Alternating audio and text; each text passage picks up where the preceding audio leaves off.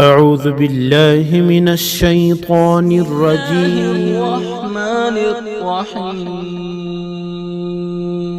لا نحمده ونستعينه ونستغفره ونؤمن به ونتوكل عليه ونعوذ بالله من شرور أنفسنا ومن سيئات أعمالنا ونعوذ بالله من شرور أنفسنا ومن سيئات أعمالنا من يهده الله فلا مضل له ومن يضلله فلا هادي له ونشهد أن لا إله إلا الله وحده لا شريك له ونشهد أن سيدنا وسندنا ومولانا وأولانا محمد عبده ورسوله صلى الله تعالى عليه وعلى آله وأصحابه وبارك وسلم تسليما كثيرا كثيرا. أما بعد فأعوذ بالله من الشيطان الرجيم. بسم الله الرحمن الرحيم. يا أيها الذين آمنوا اتقوا الله حق تقاته ولا تموتن إلا وأنتم مسلمون. وقال الله سبحانه وتعالى يا أيها الذين آمنوا اذكروا الله ذكرا كثيرا وسبحوه بكرة وأصيلا. صدق الله العظيم. وقال رسول الله صلى الله عليه وسلم إن الله لا ينظر إلى صوركم وأموالكم ولكن ينظر إلى قلوبكم وأعمالكم أو كما قال رسول الله صلى الله عليه وسلم. محترم دوستو بزرگو، اللہ جل جلالہ و من والوں کا بڑا انعام احسان ہوا کہ اللہ تبارک تعالیٰ نے ہمیں آقائے نامدار تاجدار مدینہ فخر دو عالم رحمت للعالمین حضرت محمد رسول اللہ صلی اللہ علیہ وسلم کی لائے ہوئی دین، جس دین کو لے کر اللہ نے آپ کو مبعوث فرمایا، وہ دین ہماری زندگی میں، گھرانے میں، محلے میں، شہر میں، علاقے میں، ملک میں اور پورے عالم میں وہ دین کس طرح زندہ ہو جائے، اس دین کی محنت کے لیے اللہ تبارک و تعالیٰ نے ہمیں جمع ہونے کی توفیق عطا فرمائی. اسی لیے کہ دنیا میں بسنے والے سارے انسانوں کی کامیابی اللہ تبارک و تعالیٰ نے دین میں رکھی. آپ صلی اللہ علیہ وسلم کے لائے ہوئی سنت و شریعت میں اللہ نے کامیابی رکھی. یہ یقینی بات ہے. دین زندگی میں ہے تو کامیابی ہے، دین زندگی میں نہیں ہے تو ناکامی، ہلاکت ہے، بربادی ہے. یہ یقینی ہے. محترم دوست بزرگوں، چاہے مالدار ہو، چاہے غریب ہو، مرد ہو، عورت ہو، پڑھا لکھا ہو، ان پڑھ ہو، شہر میں رہتا ہو، دیہات میں رہتا ہو، محنت کر کے دین کو زندگی میں داخل کیا ہے تو محترم دوست بزرگوں، اللہ رب العزت اس کو ہر منزل میں کامیابی عطا فرمائیں گے. یہ ایسی بات ہے جیسے 2 2 4. کسی سے پوچھ لو، ان پڑھ سے ان پڑھ 2 2 5 نہیں کہے گا، 3 نہیں کہے گا. کتنی صاف بات ہے. ایسے یہ بات اتنی یقینی ہے کہ ہماری زندگی میں سنت و شریعت، اللہ رب العزت کے احکامات، 100% اللہ رب العزت کے حکم پر زندگی گزارنے والے بنے. حضرت محمد رسول اللہ صلی اللہ علیہ وسلم کی لائی و سنت و شریعت کے پابند بنے. محترم دوست بزرگوں، یہ ہماری مجلس کا مقصد ہی ہے. یہ ہمارے جتنے اجتماعات ہوتے ہیں، سارے اجتماعات کا مقصد یہی. نہ ملک ہے، نہ مال ہے، نہ عزت ہے، نہ جاں ہے، نہ سونا چاندی ہے، نہ دنیا کی کوئی چیز مقصود ہے. اس لیے کہ دنیا کی ساری چیزیں تو اللہ کے نزدیک بچت کے پر کے برابر اس کی حیثیت نہیں. جب تک کہ ایک آدمی اللہ اللہ کہنے والا باقی رہے گا، اللہ تبارک و تعالیٰ زمین و آسمان کو برقرار رکھے. جب ایک آدمی بھی واقعی نہیں رہے گا جو اللہ کو یاد کرے، اللہ کا نام لے، تو محترم دوست بزرگوں، اللہ رب العزت ساتوں آسمان زمین کو توڑ پھوڑ کر ختم فرما دے گا۔ اب وہ دین جس میں اللہ نے ساری انسانوں کی، ہم سب کی کامیابی رکھی ہے، ہر منزل میں، ایک تو دنیا کی زندگی ہے ہماری، 60-70 سال کی زندگی۔ اگر میری عمر 30 سال، 40 سال، 50 سال کی ہے تو اس سے پہلے ہم کہاں تھے؟ کوئی قابل تذکرہ بھی نہیں تھے۔ عبداللہ، عبدالرحمن، عبدالغفار ابھی نام ہے، لیکن دنیا میں آنے سے پہلے تو ہم کو پہچانتا نہیں تھا، ہم کسی کو پہچانتے بھی نہیں تھے، لیکن اللہ نے اپنے قدرت سے ہم کو دنیا میں پیدا فرمایا۔ اللہ میں فرماتے ہیں هل أتى على الإنسان حين من الدهر لم يكن شيئا مذكورا، کہ انسان پہ ایک زمانہ ایسا نہیں گزرا اس کا کوئی تذکرہ نہیں تھا۔ انا خلقنا الانسان من نطفة امشاج، آٹومیٹک نہیں آئے، ہم نے پیدا کیا، اللہ کہہ رہے ہیں ہم نے پیدا کیا نطفے، جو ہے مخلوق نطفے سے، یہ اللہ کے قدرت سے ہمارا وجود ہوا ہے۔ اور اس ساتوں آسمان اور زمین اور چاند، ستارے، سورج، یہ ساری کے ساری مخلوقات جو ہمیں نظر آتی ہے، جو ہمیں نظر نہیں آتی، یہ سارے کے سارے محترم دوست بزرگوں، یہ اللہ رب العزت کے امر سے اس کا وجود ہوا ہے۔ یہ اللہ کے حکم سے یہ ساتوں آسمان زمین بنے ہیں۔ اللہ رب العزت نے سات دنوں میں 7 زمین آسمانوں کو پیدا ہونے کا حکم دیا، تو 6 دن کے اندر جو ہے زمین و آسمان کا وجود ہو گیا۔ سورج کو اللہ تبارک و تعالیٰ نے حکم دیا، تو جو سورج اللہ کے امر سے نکلتا ہے، سورج نکلنے سے پہلے اللہ کے عرش کے سامنے سجدہ ریز ہوتا ہے اور اجازت چاہتا ہے۔ سورج تو مخلوق ہے، اللہ رب العزت خالق ہے، تو اللہ سے اجازت لیتا ہے، اللہ حکم دیتا ہے تو سورج مشرق سے نکلتا ہے، اور جب اللہ رب العزت کا حکم ہوگا تو سورج مغرب سے نکلے گا، اور اس وقت میں ایک دن 1 ہفتے کے برابر ہوگا، اور ایک دن 1 مہینے کے برابر ہوگا، اور ایک دن 1 سال کے برابر ہوگا۔ وہ بقیہ دن اپنی دنوں کے اعتبار سے ہوں گے، قیامت کے قریب یہ نشانیاں ہیں۔ تو محترم دوست بزرگوں، یہ ہمارا جمع ہونے کا مقصد یہی ہے کہ ہمارے دل میں اس بات کا یقین راسخ ہو جائے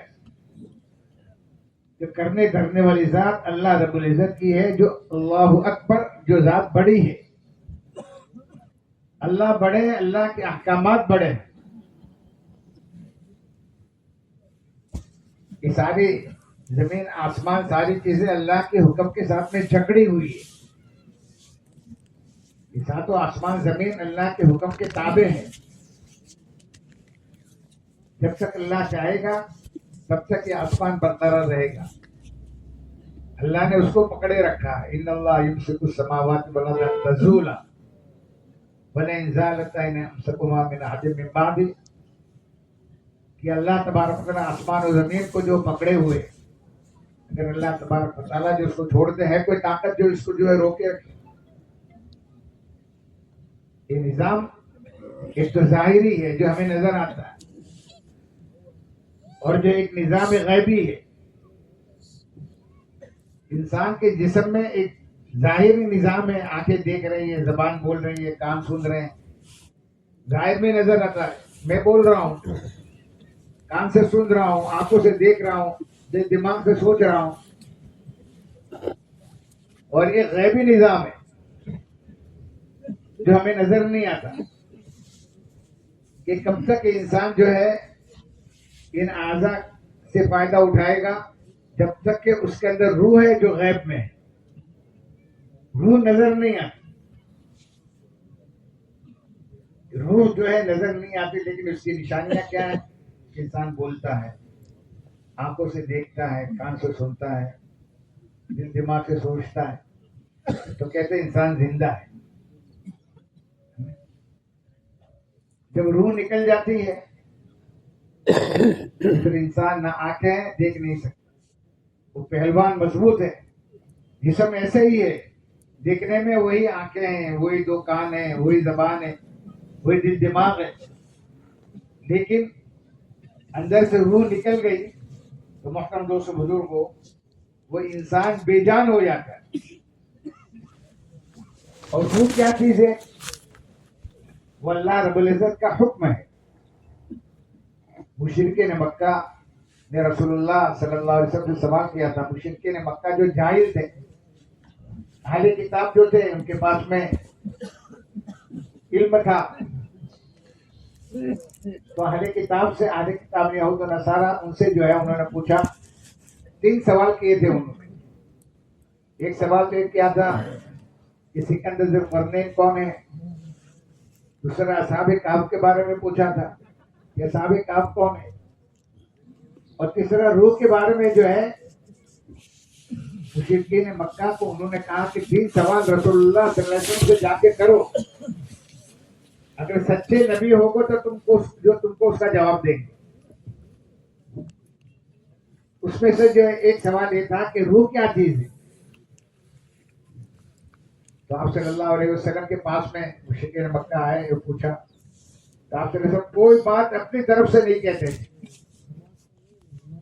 آپ صلی اللہ علیہ وسلم وحی میں آپ پر جو وحی نازل ہوتی تھی، وحی کے اعتبار سے آپ بات کرتے تھے. وما ينطق عن الهوى ان هو الا وحی یوحى. کوئی بات آپ اپنی طرف سے نہیں کہتے مگر جو وحی آسمان سے اللہ تبارک و تعالیٰ جو نازل فرماتے ہیں اس کے مطابق آپ صلی اللہ علیہ وسلم بات کرتے ہیں. تو اللہ نے جو وحی نازل فرمائی، اللہ تو جو دیکھ رہے ہیں، سن رہے ہیں، سمیع ہے، بصیر ہے، علیم ہے، خبیر ہے، ہر جگہ موجود ہے. کہ میرے حبیب صلی اللہ علیہ وسلم کے سامنے کیا سوال کیا جا رہا ہے. جبرائیل علیہ الصلوۃ والسلام جو وحی لانے والے فرشتے ہیں اور نازل کیا. اور یہ آیت نازل ہوئی یسألونک عن الروح، وہ لوگ آپ سے روح کے بارے میں سوال کرتے ہیں. قل الروح من امر ربی، کہتی یہ نبی جی روح جو ہے میرے رب کا امر ہے، میرے رب کا حکم ہے. جب تک کہ روح باقی رہے گی تب تک انسان چلتا پھرتا رہے گا. جب اللہ کا امر اس میں رہے گا تو انسان جو ہے کہ ظاہر اعضاء اس کے کام کرنے والے بنیں گے. اور جب روح امر اللہ کا نکل جائے گا پھر انسان جو ہے بے جان ہو جائے گا. قل الروح من امر رب، تو انسان جو چلتا پھرتا ہے اللہ کے حکم سے چلتا پھرتا ہے. یہ آسمان جو باقی ہے اللہ کے امر سے جو ہے باقی ہے. یہ سورج نکلتا ہے اللہ کے حکم سے نکلتا ہے. اس دنیا میں جو کچھ ہمیں نظر آتا ہے یہ اللہ کے حکم کے تابع ہے. اللہ لہ الخلق والامر، ساری چیزوں کو اللہ نے اپنے قدرت سے پیدا کیا اور پیدا کرنے کے بعد میں تصرف بھی اللہ ہی کرتا ہے. مطلب دوستو بزرگوں، یہ دعوت محنت کا مقصد ہے، یہ جمع ہونے کا مقصد، یہ اللہ کے راستے میں نکلنا ہوا کیا مقصد ہے کہ ہمارا یقین ان پھیلی ہوئی ظاہری شکلوں سے ہٹ کر اللہ رب العزت کا غیبی جو نظام ہے، اللہ کا جو حکم ہے اس پر ہمارا یقین آ جائے کہ کامیابی اللہ کے حکم کے پورا کرنے میں. اللہ کا ایک حکم 7 زمین آسمان سے زیادہ قیمتی. اللہ رب العزت کا ایک حکم کا ٹوٹ جانا 7 زمین آسمان کے ٹوٹنے سے زیادہ خطرناک ہے. ایمان لانے کے بعد میں اللہ کا حکم نماز کا ہے. 5 وقت کی نماز اللہ نے فرض فرمائی. رسول اللہ صلی اللہ علیہ وسلم کو اللہ تبارک و تعالیٰ نے اپنے پاس میں معراج میں بلا کر ایک تحفہ عطا فرمایا. دوسرے احکامات زمین پر اللہ نے نازل کیے، لیکن نماز کا جو عظیم انعام تھا اللہ نے اپنے پاس میں بلایا. معمولی انعام ہوتا ہے تو بادشاہ کسی کے ذریعے سے بھیج دیتا ہے، لیکن جو قیمتی چیز ہوتی ہے تو بادشاہ جو خود اپنے ہاتھ سے دیتا ہے. اللہ رب العزت بادشاہوں کا بادشاہ ہے، مالک الملک ہے. جب یہ تحفہ دینا تھا تو اللہ نے حضرت رسول اللہ صلی اللہ علیہ وسلم کو اپنے قریب بلایا. مسجد حرام سے مسجد اقصی تشریف لے گئے. سبحان الذی اسری بعبدہ لیلا من المسجد الحرام इला मस्जिद अल-अक्सा, और मस्जिद अक्सा में सारे नबियों की इमामत कराए, और फिर जो है सातों आसमान पर अल्लाह तबारक व तआला अपने पास में बुलाया, और अल्लाह रब्बुल इज्जत से हम कलाम हुए, और अल्लाह तबारक व तआला ने जन्नत और जहन्नम को का नजारा करवाया। ये मंजिलें अल्लाह ने आप सल्लल्लाहु अलैहि वसल्लम को दिखलाई। इसलिए तो कहते हैं कि जो आप सल्लल्लाहु अलैहि वसल्लम बीना है, देखने वाले हैं, और दुनिया के सारे इंसान नाबीना अंधे हैं, हमने कुछ नहीं देखा। अल्लाह रब्बुल इज्जत नजर नहीं आते हैं, लेकिन अल्लाह रब्बुल इज्जत की निशानियां हैं। ये सूरज अल्लाह की निशानी है, चांद अल्लाह की निशानी है, आयतुल्लाह है, रात दिन ये अल्लाह तबारक व तआला की निशानियां हैं। ये अल्लाह तबारक व तआला की निशानी के से अल्लाह तबारक व तआला को पहचान सकते हैं। तो आप सल्लल्लाहु अलैहि वसल्लम को अल्लाह तबारक व तआला ने अपने पास में बुलाकर नमाज का तोहफा अता फरमाया। अस्सलातु मिअराजुल मुमिनीन कहते हैं, नमाज मुमिनीन के मेराज है। दावत के मेहनत का मकसद यह है कि हम जो जमात में, हम जो इज्तिमा में आए हैं, कि हम पांचों वक्त नमाज के पाबंद बन जाए। रसूलुल्लाह सल्लल्लाहु अलैहि वसल्लम को हम पहचानने वाले बन जाए, अल्लाह को पहचानने वाले बन जाए, अल्लाह के हबीब सल्लल्लाहु अलैहि वसल्लम को पहचानने वाले बन जाए। हमने हर चीज को पहचाना, नहीं पहचाना, अपने खालिक को नहीं पहचाना। जैसा पहचानना चाहिए अपने नबी हज़रत मोहम्मद रसूलुल्लाह सल्लल्लाहु अलैहि वसल्लम को नहीं पहचाना। इस बात का यकीन दिलों की गहराई में उतर जाए, कामयाबी सिर्फ अल्लाह के हुक्म में और नबी सल्लल्लाहु अलैहि वसल्लम के तरीके में ही है। हमारा हर अमल अल्लाह रब्बुल इज्जत का हुक्म और आप सल्लल्लाहु अलैहि वसल्लम के तरीके के मुताबिक होगा तो उसमें कामयाबी मिलेगी। इसलिए फरमाया कि बुनियादी चीज जो है तौहीद अकाईद है। हमारा अकीदा सही हो जाए, अल्लाह की तने तना अल्लाह की जात से होने का यकीन दिलों में उतर जाए, और हज़रत मोहम्मद रसूलुल्लाह सल्लल्लाहु अलैहि वसल्लम के तरीके में कामयाबी इसका यकीन आ जाए। चाहे इंसान हवाओं में उड़ रहे हो या समंदर के गहराई में तैर रहे हो, लेकिन आखिरत के एतबार से ये सारे के सारे इंसान अंधे हैं। इसलिए कि इंसान तो कमजोर है, खुलकल इंसान दाईफा, इंसान कमजोर पैदा किया गया। एक सिमत तो देखता है तो बाकी सिमत जो उसे उजल रहती, नीचे एक बारिश से क्या हो रहा है उसे मालूम नहीं, तो उसकी कामयाबी कैसे वो जो है मालूम कर सकेगा कि दुनिया में किस तरह कामयाब होगा, और फिर इसके बाद में जो कब्र के मंजिल में किस तरह कामयाब होगा, फिर इसके बाद के मंजिल हशर के मैदान में किस तरह कामयाब होगा, उस रात से किस तरह पार होगा। ये सारी मंजिलें आने वाली है, फिर जन्नत है, जहन्नम है। रसूलुल्लाह सल्लल्लाहु अलैहि वसल्लम ने फरमाया, कसम है उस जात की जिससे कब्जे में मेरी जान है, कि मरने के बाद दो ही ठिकाने हैं, या तो जो है जन्नत है या तो जहन्नम है। अगर हुक्म वाली जिंदगी गुजारी और हजरत रसूलुल्लाह सल्लल्लाहु अलैहि वसल्लम की सुन्नत और शरीयत वाली जिंदगी गुजारी और सारे अमाल सुन्नत के मुताबिक किए, हमारी इबादत भी सुन्नत के मुताबिक हो, हमारी नमाज पढ़ना भी सुन्नत के मुताबिक हो। अगर एक आदमी जो है नमाज पढ़ रहा है और रुकू कर रहा है और कह रहे मैं तो 2 रुकू करूंगा और 2 सजदे, और कहा मैं तो 4 सजदे करूंगा, मैं ज्यादा करूंगा, ये अरकान ज्यादा अदा करूंगा, तो उसकी नमाज हो जाएगी। इसलिए कि रसूलुल्लाह सल्लल्लाहु अलैहि वसल्लम के तरीके के खिलाफ है। आप सल्लल्लाहु अलैहि वसल्लम ने फरमाया, ऐसी नमाज पढ़ो जैसे तुमने मुझे नमाज पढ़ते हुए देखा है।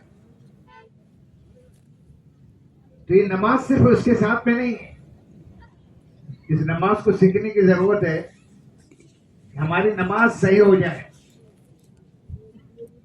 और जो है पूरी उम्मत 100% नमाज पढ़ने वाली बन जाए। फजर, जोहर, असर, मगरिब, ईशा,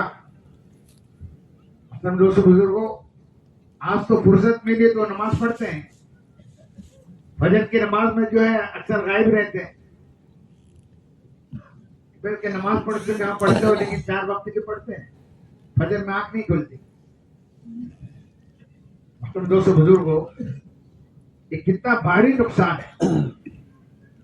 एक नमाज का छूट जाना ऐसा है, रसूलुल्लाह सल्लल्लाहु अलैहि वसल्लम फरमाया, इसकी असर की नमाज कज़ा हो गई, छूट गई, वो ऐसा है कि उसके मालो दौलत अहलो अयाल सब के सब जो छीन लिया गया हो, तने तना कड़ा रह गया हो। तो कितना नुकसान जो है जाहिर दुनिया के एतबार से, इससे ज्यादा भारी नुकसान एक नमाज का छूट जाना है।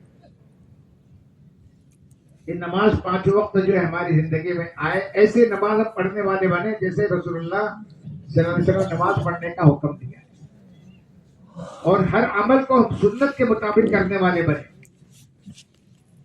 हमारी इबादत, हमारे मामलात, हमारा लेन देन, हमारा कारोबार, और इसी तरह हमारे काश्तकारी, ज़राअत, मुलाजमत, हर अमल जो हम देखेंगे कि रसूलुल्लाह सल्लल्लाहु अलैहि वसल्लम का क्या तरीका है। ये दुनिया में लगना, कारोबार करना, ये दुनियादारी नहीं है। सिर्फ नमाज पढ़ना जैसे दीन है, कारोबार करना भी दीन है।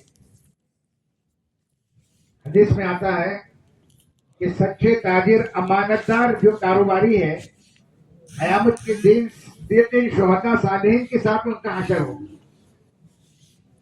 इसलिए कि हमारे दीन में, दीन मोहम्मदी सल्लल्लाहु अलैहि वसल्लम में रूहानियत नहीं है, मलंगपना नहीं है।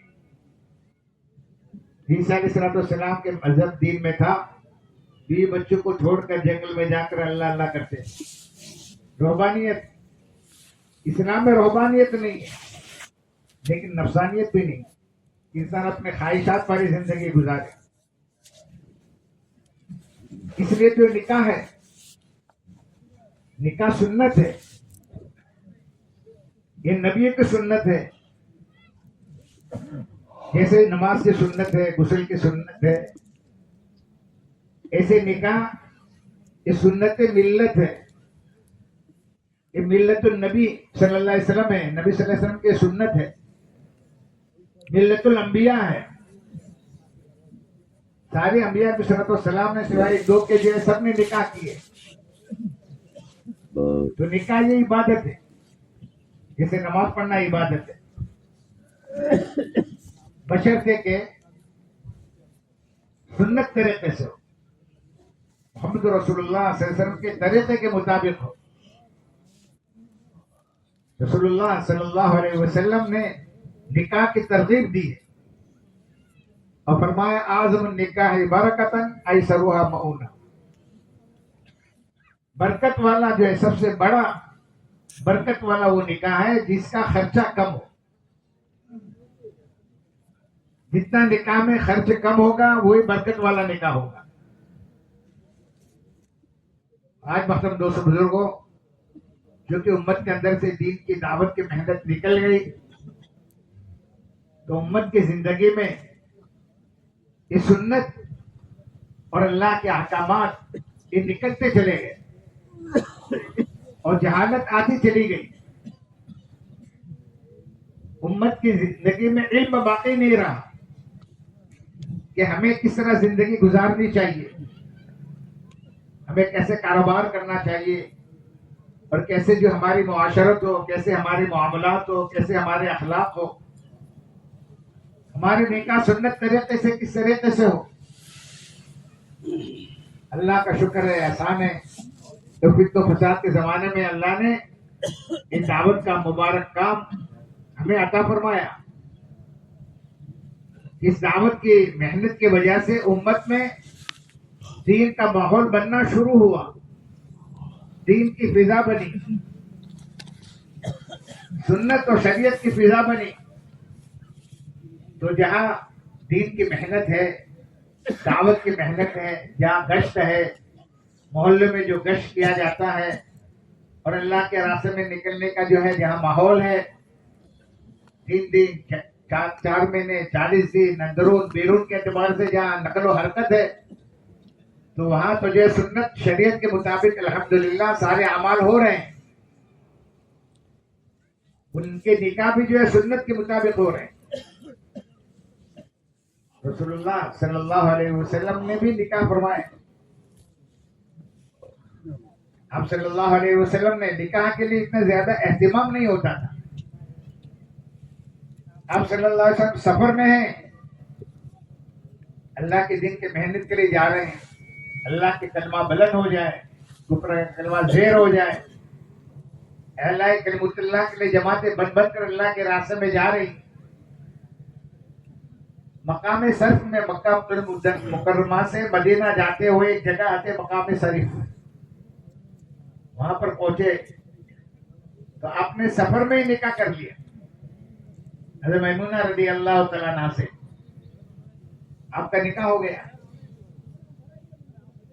اور پھر آپ صلی اللہ علیہ وسلم فرمایا کہ آپ کے پاس میں جو کھجور تھی، پنیر تھی، وہ منگوایا، اور صحابہ سے فرمایا جس کے پاس میں جو بھی کھجور پنیر وغیرہ ہو لے آؤ، اور دسترخوان بچھایا، چمڑے کا دسترخوان، اور اس میں جو ہے رکھ دیا، اور فرمایا کہ تمہاری امی جان کا ولیمہ کھا لو۔ یہ نکاح ہو گیا، کتنا سادہ نکاح۔ رسول اللہ صلی اللہ علیہ وسلم نے اتنا سادگی سے جو نکاح کیا، جس نکاح میں سادگی سے نکاح ہوگا، سنت طریقے سے جو نکاح ہوگا، محترم دوستو بزرگوں، وہ نکاح میں جو ہے یہ آسانیاں ہو۔ آج جو ہے نکاح میں جہاں ماحول نہیں ہے، جہالت ہے، باپ دادا کے زمانے سے وہ جہالت چلی آ رہی ہے کہ نکاح میں گھوڑا چاہیے، دوڑا چاہیے، گانا چاہیے، باجا چاہیے۔ محنت نہ ہونے کی وجہ سے بعض جگہ ابھی وہی چل رہا ہے۔ جہاں محنت ہے تو الحمدللہ سنت شریعت کے مطابق یہ عمل ہو رہا ہے، اور جہاں محنت نہیں ہے تو ہم کو معلوم ہے ایسے دیہات ہیں، ایسے گاؤں ہیں، ایسے محلے ہیں کہ غیروں کے طریقے سے جو نکاح پڑھا جا رہا ہے، اس نکاح میں برکت نہیں ہے۔ اس نکاح میں ایسے نکاح کرنے کے بعد چاہے کروڑوں کا خرچ کر لے، لیکن تھوڑی دیر واہ واہ ہو جائے گی۔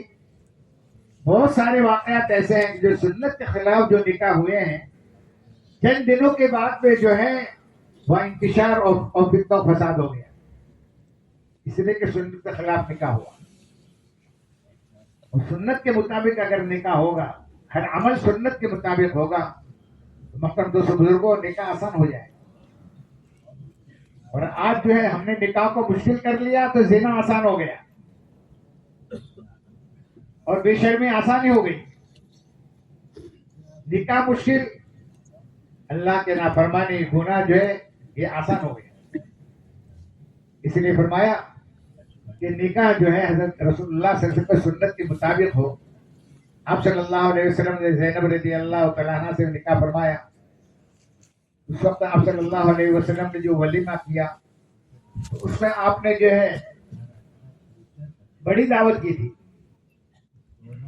تو آپ نے سادگی سے بھی نکاح کیا ہے، اور جو ہے بڑی دعوت، ولیمے میں بڑی دعوت بھی آپ نے کی ہے۔ دونوں چیزیں آپ سے ثابت ہیں۔ عبدالرحمن بن عوف رضی اللہ تعالیٰ عشرہ مبشرہ میں سے 10 وہ صحابی جن کو جو ہے دنیا میں جنتی ہونے کی بشارت دی گئی ہے، ایک دفعہ آپ صلی اللہ علیہ وسلم کے مجلس میں بیٹھے ہوئے تھے، ان کے کپڑوں پر کچھ رنگ لگا ہوا تھا، ایک طرح خوشبو کا۔ تو آپ صلی اللہ علیہ وسلم پوچھا، عبدالرحمن کیا تم نے نکاح کیا؟ وہ عبدالرحمن اتنا بڑا بیپاری اور تاجر آدمی ہے کہ جتنا بیپار کا جو ہے جب نکلتا تھا وہ سامان کا سامان لے کر مصر سے جو ہے مدینہ منورہ تک کا جو ہے ان کا اتنا لمبا چوڑا قافلہ ہوتا تھا۔ سب سے زیادہ مالدار صحابی تھے، اور آپ صلی اللہ علیہ وسلم کے ساتھ ہر دین کی محنت میں مشغول رہنے والے تھے۔ کوئی معرکہ نہیں چھوٹا جو ہے آپ صلی اللہ علیہ وسلم کے ساتھ میں 25 دفعہ آپ صلی اللہ علیہ وسلم نے سفر کیے ہیں، ہر سفر میں آپ کے ساتھ تھے۔ دنیا تھی لیکن دین کے لیے مانے نہیں تھی، رکاوٹ نہیں تھی، اتنے بڑے مالدار ہونے کے باوجود بھی آپ صلی اللہ علیہ وسلم کے ساتھ میں ہر وقت دین کے محنت میں یہ لگے رہتے تھے. تو آپ صلی اللہ علیہ وسلم عبد الرحمن نکاح کیا کہ ہاں یا رسول اللہ صلی اللہ علیہ وسلم نے نکاح کیا. تو آپ نے یہ نہیں کہا کنکوتری نہیں دی تم نے, تو خبر بھی تم نے نہیں دی, اتنے بڑے آدمی ہو کر جو ہے مجھے جو ہے میں تمہارے اندر موجود ہوں, کچھ نہیں فرمایا. ایک نکاح ایک عبادت ہے اور ضرورت انسان کے جو ہے پوری کرنی ہے, اللہ کا نظام ہے, اس کو کر لیا. تو آپ نے صرف اتنا کہا اولم ولو بشاتی, جو رحمان ولیمہ کر لو چاہے بکرے کا بچہ ہو. یہ ولیمہ کرنا یہ سنت ہے, یہ کام ہے. ولیمہ آدمی اپنی حیثیت کے مطابق کرے. آدمی جو ہے نکاح کے اندر اپنی پوری طاقت لگا لیتا ہے, وہ شہرت چاہتا ہے, بڑائی چاہتا ہے کہ میرے لڑکے لڑکی کے نکاح میں جو ہے اتنا سارا خرچ ہونا چاہیے اور لوگوں کو معلوم ہونا چاہیے. اور پھر جو ہے محترم دوست بزرگوں, رشوت سے وہ سود سے پیسہ لیتا ہے اور سود سے پیسے لے کر جو ہے اپنے نکاح میں سارا خرچہ کرتا ہے اور پھر جو ہے روتا پھرتا ہے. جو پیسے بھرنے کے لیے جو ہے جب وقت آ جاتا ہے تو پھر انسان جو ہے پریشان ہوتا ہے. اسی لیے تو فرمایا کہ سنت طریقے سے ہم نکاح کر لیں گے جیسے ہمارے نبی صلی اللہ علیہ وسلم نے فرمایا, تو اس نکاح میں اللہ برکت دے, عافیت دے, آسانی کے ذریعے آسانی سے جو ہے نکاح ہو جائے. یہ اللہ کا احسان ہے کہ دعوت تبلیغ کے ذریعے سے محترم دوستو بزرگوں, اللہ نے جو دین جو آسان ہے, دین بہت آسان ہے ہمارا, دین یسر فرمایا, دین آسان ہے. لیکن کب آسان ہے؟ جب دین کا ماحول ہوگا, دین پر چلنا آسان ہوگا, نماز کا ماحول ہوگا, نماز پڑھنا آسان ہوگا, زکوٰۃ دینے کا ماحول ہوگا, زکوٰۃ دینا آسان ہوگا, روزہ رکھنے کا ماحول ہوگا, روزہ رکھنا آسان ہوگا. اور ماحول بنتا ہے دعوت اور دین کی محنت سے. جہاں دعوت دین کی محنت ہوگی وہاں دین کا ماحول ہوگا. جیسے مدینہ منورہ میں دین کی محنت ماحول تھا, منافق کو جو ہے نماز چھوڑنے کی, جماعت کے نماز چھوڑنے کی ہمت نہیں ہوتی تھی, وہ ماحول تھا. یہ جماعت میں نکلنا, یہ نقل و حرکت, اس کا مقصد صرف ایک ہی ہے کہ امت کی زندگی کے اندر سنت و شریعت کا ماحول بن جائے تاکہ دین پر چلنا آسان ہو جائے. مولانا محمد صاحب رحمۃ اللہ نے ایک دفعہ بیان میں کہا کہ ایک جگہ ناک کٹے ہوئے 6-7 آدمی بیٹھے ہوئے تھے. ناک کٹی ہوئی, ان کی بھی محفلیں ہوتی ہے, ان کے محفلیں ہوتی ہے, وہ ایک جگہ بیٹھ کر جو ہے اپنی باتیں کرتے ہیں. جیسے ناک کٹے ہوئے ایک جگہ بیٹھے ہوئے تھے, 6-7 جو ہے اپنی باتیں کر رہے تھے. ایک آدمی ناک والا آدمی آیا تو سارے جو ناک کٹے تھے اس پر ہنسنے لگے اور کہنے لگے نکو آیا, نکو آیا, نکو آیا. ناک والا ہونا عیب ہے, بے ناک ہونا عیب ہے. بے ناک ہونا عیب ہے, لیکن ان کا ماحول جو ہے بے ناک والوں کا ہے تو ناک والوں کو جو ہے اس پر ہنس رہے ہیں. ایسے جب بے دینی کا ماحول ہوگا تو بے دین دینداروں پر ہنسیں گے, دینداروں کے مذاق کریں گے. محترم دوستو بزرگوں, یہ محنت کا مقصد ہی ہے کہ امت میں 100% آپ صلی اللہ علیہ وسلم کے سنت طریقے سے زندہ ہو جائے. نکاح جو کیا جاتا ہے یا تو مال کی بنیاد پر کیا جاتا ہے, یا حسب نسب کے اعتبار سے آدمی کرتے ہیں, یا خوبصورتی کی وجہ سے کرتے ہیں. آپ صلی اللہ سے فرمایا تدخل المرء لاربع, 4 وجہ, 4 کی بنیادی چیز ہے جس کی وجہ سے لوگ نکاح کرتے ہیں, نکاح کو پسند کرتے ہیں. لڑکا لڑکی کو اور لڑکے لڑکی کو. ایک تو جو ہے کتنا مالدار آدمی ہے اس کو دیکھتے ہیں, دوسرا یہ دیکھتے ہیں کون سا خاندان ہے, نسب, حسب نسب دیکھتے ہیں, اور تیسرا جو خوبصورتی کو دیکھ کر نکاح کرتے ہیں. آپ صلی اللہ علیہ وسلم سے فرمایا کہ جو ہے مالداری تو آنے جانے والی ہے, مال بعض دفعہ رہتا ہے, بعض دفعہ جو ہے وہی زکوٰۃ دینے جو ہے زکوٰۃ ادا کرنے والا زکوٰۃ لینے والا بن جاتا ہے. خوبصورتی بھی جو ہے ختم ہونے والی ہے, حسب نسب بھی جو ہے اس کا بھی کوئی ٹھکانہ نہیں. جب آدمی کے جو ہے ذلت کی دین آ جائے. اصل تو یہ ہے کہ دینداری کو دیکھا جائے. اس لڑکے میں کتنا دیندار لڑکا ہے, بے دین ہے. دیندار لڑکی ہے یا بے دین لڑکی ہے. فصفر بذات الدین تربت یدا. آپ صلی اللہ فرمائے دینداری کو دیکھو. دینداری ہوگی, لڑکی میں دینداری ہوگی تو گھر کا ماحول جو ہے دیندار بنے گا. عورت میں دینداری آئے گی تو اولاد میں دینداری آئے گی. اولاد دیندار ہے, محترم دوستو بزرگوں, خاندان دیندار بنے گا. ایک فرد کا دیندار ایک مرد کا دیندار بننا, ایک فرد کا دیندار بننا ہے, اور ایک عورت کا دیندار بننا, ایک خاندان کا دیندار بننا ہے. اس لیے دیندار لڑکی جو ہمارے گھر میں آئے, اسی کو جو ہمیں اختیار کرنا چاہیے. یہ دعوت کی محنت کا مقصد ہے لڑکا دیندار ہو, دین کے مطابق جو زندگی گزارنے والا ہو. اللہ تبارک و تعالیٰ نے اس دین کو بہت آسان کیا. اور ایک جگہ یہ بھی ہے کہ دین پر چلنا ایسا ہوگا, ایک زمانہ آئے گا کہ جیسے چنگاری کو ہاتھ میں لینا. اب لوگ کہتے ہیں بے دین پر کیسے چلے, ماحول نہیں ہے. لوگ ہنسیں گے. جب ماحول نہیں تھا شروع میں بعض جگہوں پر, تو عورت کا برقع پہن کر چلنا یہ مشکل تھا. ہمارے یہاں جوہاپورہ جو ہے وہاں پر جو ہے شروع کا ماحول ہے. برقع والی عورتیں جاتی تھی, بھوت بھوت کہہ کر اس کو ستاتے تھے. اور جو سنت رکھنا چہرے پر جو ہے مشکل تھا. یہ سنت ہوگی تو شادی کیسے ہوگی, لڑکی کیسے پسند کرے گی.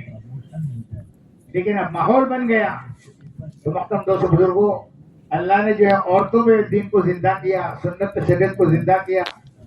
نوجوانوں میں جو سنت و شریعت کو زندہ کیا. وہ نوجوان جو شراب خانے میں پڑے رہتے تھے, عیاشی کے ساتھ زندگی گزارتے تھے, ان کی راتیں گناہوں میں جو گزرتی تھی, اللہ کے راستے میں نکل کر جب دین کی محنت ہوئی تو اللہ تبارک و تعالیٰ نے انہیں جو ہے ان کی زندگی میں تبدیل پیدا فرما. کہ تبلیغ جو ہے صرف سننا سنانا نہیں, تبلیغ تبدیل کے لیے. کہ پہلی زندگی ہماری سنت شریعت کے خلاف تھی, یہود و نصارہ والی زندگی تھی. اب اللہ تبارک و تعالیٰ نے حضرت رسول اللہ صلی اللہ علیہ وسلم کے مبارک پاکیزہ زندگی کے مطابق ہماری زندگی بنا دی. یہود و نصارہ کی زندگی سے ہر نماز و پناہ ہم مانگتے ہیں. اہدنا الصراط المستقیم, یا اللہ ہمیں سیدھے راستے کی ہدایت دے. سیدھا راستہ کون سا؟ من النبیین والصدیقین والشہداء والصالحین. نبیوں کا, صدیقین کا, شہداء کا, اولیاء اللہ کا راستہ ہے. جتنے اولیاء اللہ جو گزرے ہیں, خواجہ معین الدین چشتی رحمۃ اللہ علیہ, مجدد الفیض رحمۃ اللہ علیہ, بختیار کاکڑ رحمۃ اللہ علیہ, شیخ عبد القادر ایرانی پیر, عبد القادر جیلانی رحمۃ اللہ علیہ, یہ سارے کے سارے ان کی زندگیاں رسول اللہ صلی اللہ علیہ وسلم کو سنت اور شریعت کے مطابق تھی. اللہ نے ان کو جو ہے کتنا عزت دی. بڑے بڑے بادشاہ بھی ہمارے یہاں گزرے ہیں, لیکن زندگی میں دین نہیں تھا. تو آج جو ان کے مقبرے پر جو ہے چمگادڑ اور جو ہے کھنڈرات ہے, وہ بڑی بڑی عمارتیں ہیں, لیکن زندگی میں دین نہیں تھا. لیکن اولیاء اللہ کی زندگی میں دین تھا. تو محترم دوستو بزرگوں, آج ہر ایک جو ہے ان کا اکرام کرتا ہے.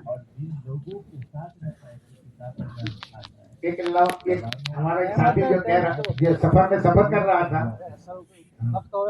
اسی لیے محترم دوستو بزرگوں, ہم نیت کریں کہ اللہ سنت شریعت کے مطابق زندگی گزاریں گے. ٹھیک ہے, کہاں ہے دلہ, کہاں ہے؟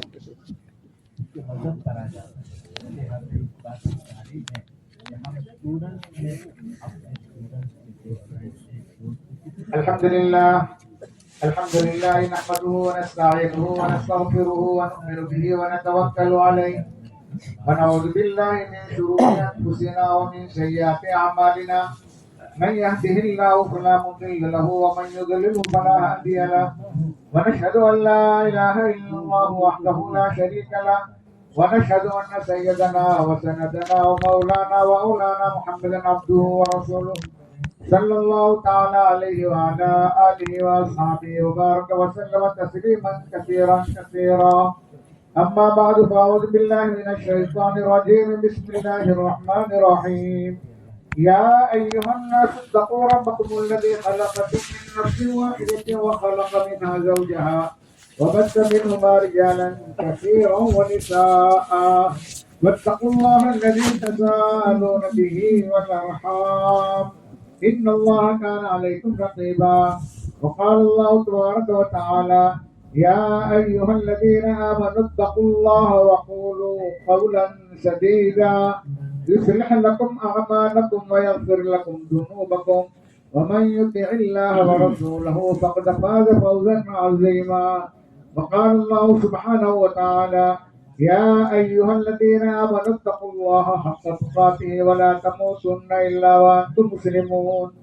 وقال رسول الله صلى الله عليه وسلم النكاح من سنتي وقال فمن رغب عن سنتي فليس مني أو كما قال رسول الله صلى الله عليه وسلم.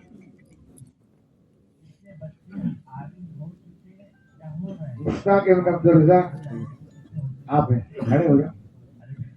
وکیل عمران ہاشم آپ ہیں، اجازت دی آپ نے، نکاح پڑھا دیں. دلہن عظما بانو بنت یوسف، مہر کتنی ہے؟ 15,000. وکیل عمران ہاشم کے وکالت سے اور شاہدوں کے شہادت سے، 2 شاہد اور یہ مجمع کے شہادت سے عظما بانو بنت یوسف کو 15,000 مہر کے عوض میں آپ کے نکاح میں دیا. مشتاق بھائی آپ نے اپنے نکاح میں قبول کیا؟ جی ہاں میں نے قبول کیا. اپنے نکاح میں قبول کیا؟ جی ہاں میں نے قبول کیا. بارک اللہ لک و بارک علیک.